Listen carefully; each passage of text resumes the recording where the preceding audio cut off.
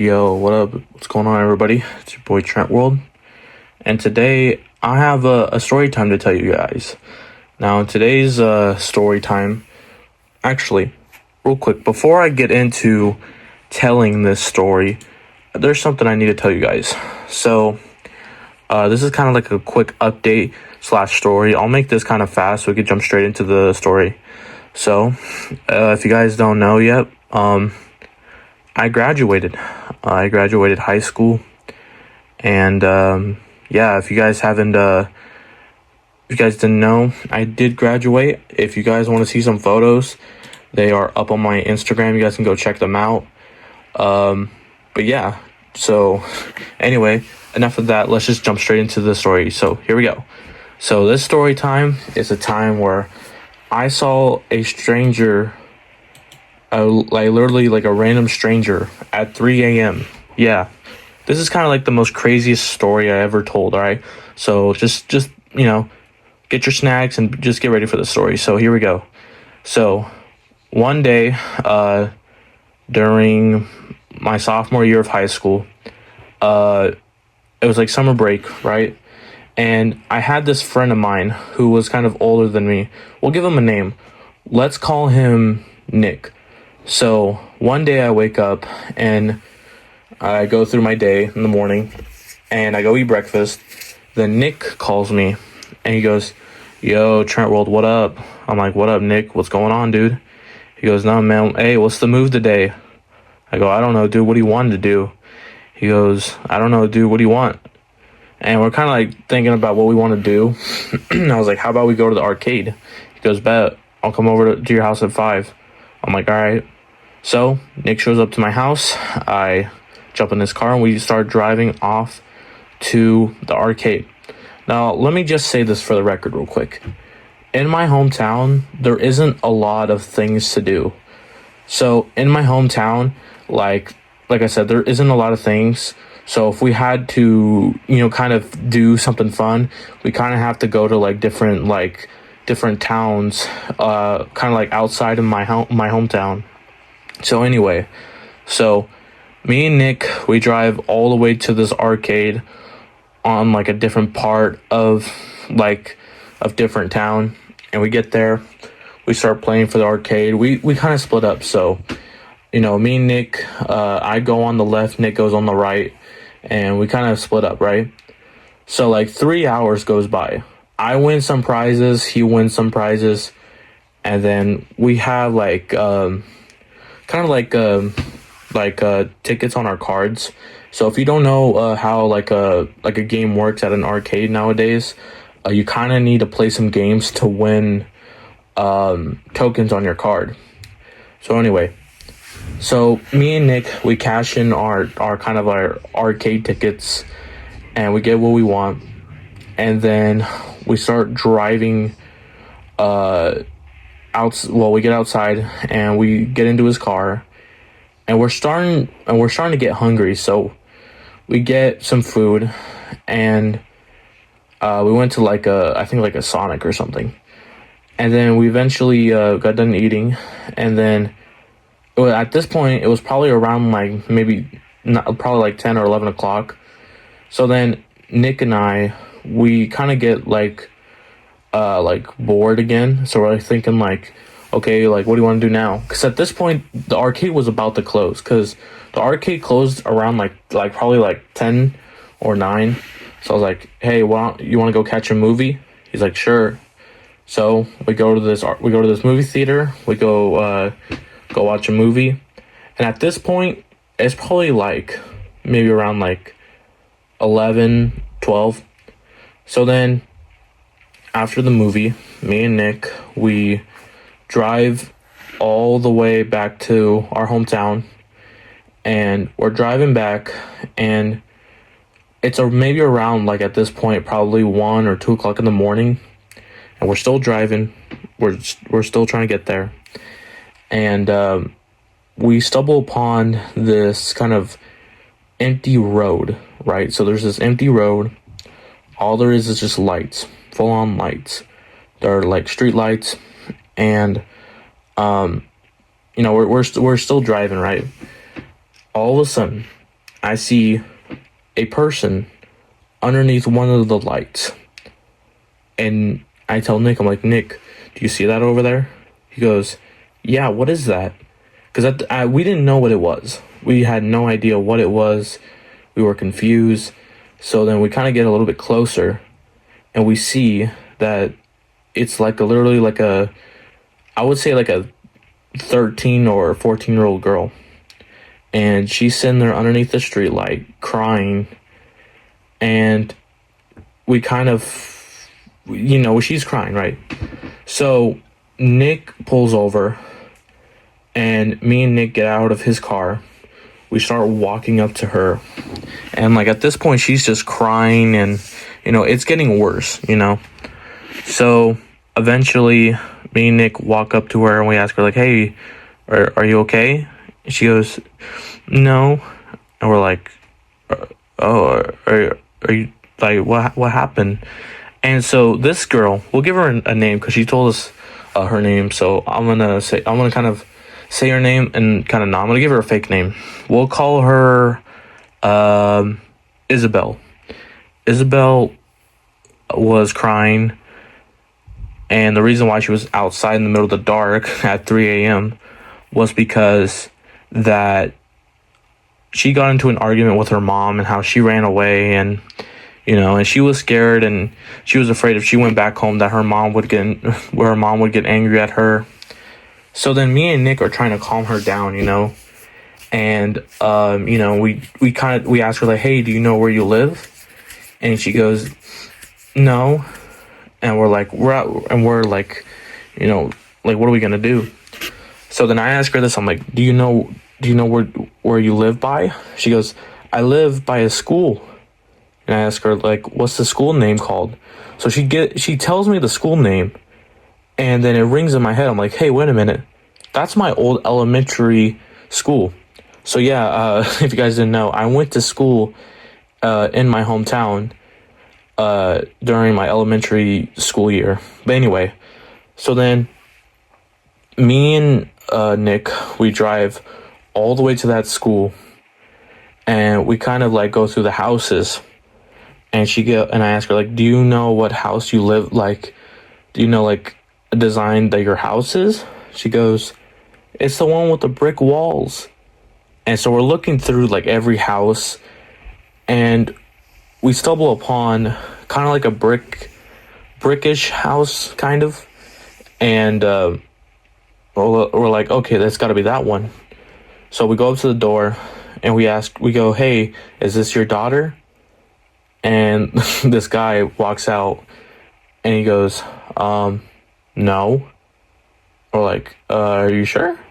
He goes, yeah, my daughter's asleep in her room. I'm like, okay. So then we go back in the car, and now we're just like, it's getting late. It's probably like now like maybe around 4 o'clock in the morning, and like Isabel just fell asleep. So we're trying to figure out like, like how to return her back to her parents. So then we stumble upon another house that was kind of the same thing, brick, and this time this house had like it was a door, and it was like the door was full on green. So like this has to be it. So I get out, and I carry Isabel to the front door, and this mom opens the door, and she was shocked. She goes, hi, can I help you? I'm like, hi, ma'am. Is this your daughter? And she goes, oh my God, yes. And we're like, oh, okay, well, here's your daughter back. She goes, thank you so much, thank you. And we're like, yeah, no problem. And then her mom's like, where did you find her at? And so Nick tells her where we found her daughter at. And she goes, oh my gosh, thank you so much. I was so worried about her. We're like, yeah, no problem. And so then she goes like, no, like you really helped me find my daughter. Like, I appreciate this. And we're like, it's no problem, And we're like, a girl like her age shouldn't be out in the middle of the night at 3 a.m. She goes, you're right. No girl should be out that late. And she goes, I think I have some money to give you guys. And we're like, no, you don't have to give us money. She goes, no, I insist. You help find my daughter. Thank you. And like, she was still trying to give us money. And we're like, no, like, we don't need your money. We're just happy that your daughter's home safe now. And like, she goes, no, like I insist. And it's like, she kept on going for it. And we're like, no, you don't have to give us money. So she goes, the next time I see you guys, I'll take you out to dinner. And then we're like, okay. So then she asks, what's our names? So I give her my name. Nick gives her his name, and she knew my first and last name. And then she goes, wait a minute, isn't your mom blank? I'm like, yeah. She goes, okay. And then she asked Nick for his parents, so he gives them his parents' name and then their phone number. So then we leave. It was probably like 5 o'clock at this point. And we get home. It was 6 o'clock in the morning. Nick drops me off. I walk in the house, and I knew I'm screwed. I know I am. So my mom goes, well. I go, I know what you're going to say. My mom goes, so Trent, where you been? I go, well, I was with Nick all day yesterday and today. She goes, huh? So that's why I saw you get out of someone's car right now? I go, yes, Mom. She goes, you're grounded, right? I'm like, yeah. And she goes, first of all, let me ask you this. Why are you out in the middle of the morning and night? She goes, what were you doing? And I said, Mom, what I was doing yesterday was me and Nick went to the arcade. We were there for 3 hours and eventually got around like 9-10 o'clock. We had to leave because the arcade closed. And then we went to go catch a movie. And then once we got out, it was probably around like probably 10, probably like 11, 10 or 12 o'clock at night. And then we're driving back. We saw this little girl crying underneath the streetlight. And we kind of saved her and took her home. And she goes, wait a minute, you saved a little girl? And I was like, yeah. She goes, who? I was like, do you know Isabel? And my mom was trying to think of Isabel, she's trying to think. She goes, who has an Isabel? So then I go, her mom is blank. She goes, wait a minute, you saved her daughter? I'm like, yeah. My mom goes, I don't believe you. I'm like, I'm being serious. She goes, let me call her. So my mom calls Isabel's mom and asked her. She goes, hey, did Trent save your daughter in the middle of the night? She goes, yeah, he did. She goes, really?